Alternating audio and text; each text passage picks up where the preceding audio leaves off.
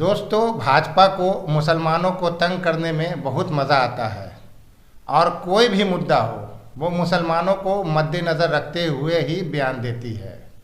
कल 27 जनवरी को उत्तराखंड में यूसीसी लागू हो गया। उत्तराखंड भारत का पहला राज्य बन गया जहां यूसीसी लागू हो गया है।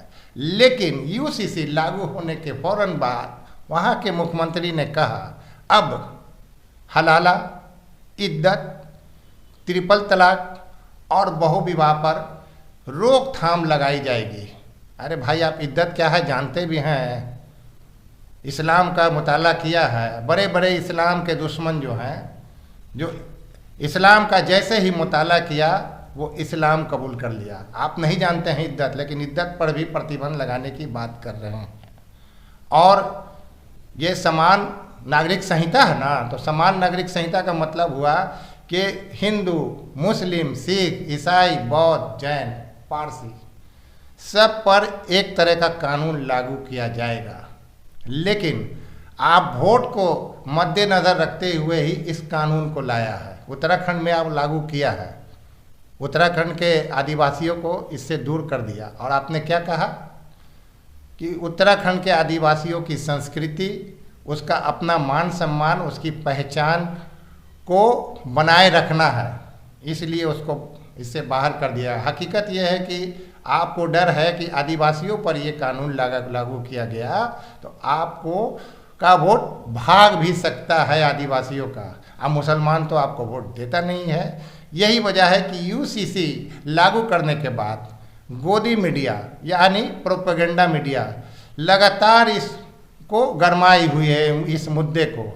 ये अलग बात है कि यूसीसी जो उत्तराखंड में लागू हुआ है तो कोई मुसलमान इसको विरोध नहीं कर रहा है, कोई मुसलमान रोड पर नहीं आया, कोई भी मुसलमान इस मुद्दे पर अपनी प्रतिक्रिया नहीं दे रहा। बस इसी का आपको डर है। आप चाहते थे कि मुसलमान रोड पर आए, आप चाहते थे कि मुसलमान अपनी प्रतिक्रिया दे, मुसलमान इसका विरोध प्रदर्शन करे, ताकि उस वीडियो को आप दिखाकर आप बहुसंख्यक समुदाय को, और बहुसंख्यक समुदाय में भी अंधभक्तों को दिखाकर वोट का ध्रुवीकरण किया जाए। लेकिन ऐसा नहीं हो पा रहा है।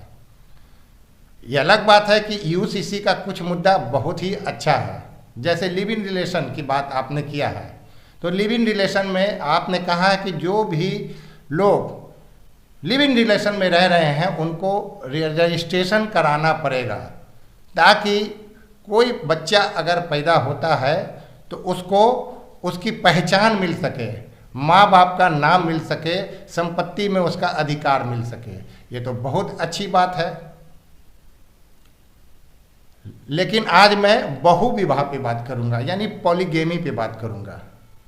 पॉलीगेमी यानी बहुविवाह पर आप इस तरह से बात कर रहे हैं, इस तरह से गोदी मीडिया दिखा रही है जैसे कि हर दूसरा मुसलमान 3-3, 4-4, 5 पर शादी करता है। यानी कि हम 4 और हमारे 40 वाला जो आपका फेक जो मुद्दा है उसको आप बहुत तेज़ी से उछाल रहे हैं। तो पॉलीगेमी पर मैं बात करूंगा, साथ ही साथ कुछ उदाहरण भी दूंगा। जी, यूसीसी में इस पर भी चर्चा है कि बहुविवाह पर अब पूरी तरह से प्रतिबंध लगाया जाएगा। धर्मेंद्र ने क्या किया था? धर्मेंद्र जो हेमा मालिनी से शादी किया था, 1978 की बात कर रहा हूँ, तब हेमा मालिनी के पिताजी इसके विरोध में थे और धर्मेंद्र शादीशुदा थे, क्योंकि धर्मेंद्र हिंदू मैरिज एक्ट के तहत एक से ज़्यादा शादी नहीं कर सकते थे। तो इनको किसी ने राय दिया कि तुम इस्लाम कबूल कर लो।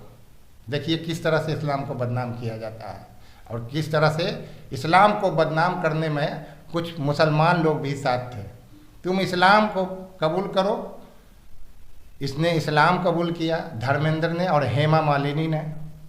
धर्मेंद्र ने अपना नाम रखा दिलावर खान और हेमा मालिनी ने अपना नाम रखा फातिमा बीबी। इन्होंने कलमा पढ़ा, इन्होंने निकाह किया और आज अच्छे से रह रहे हैं।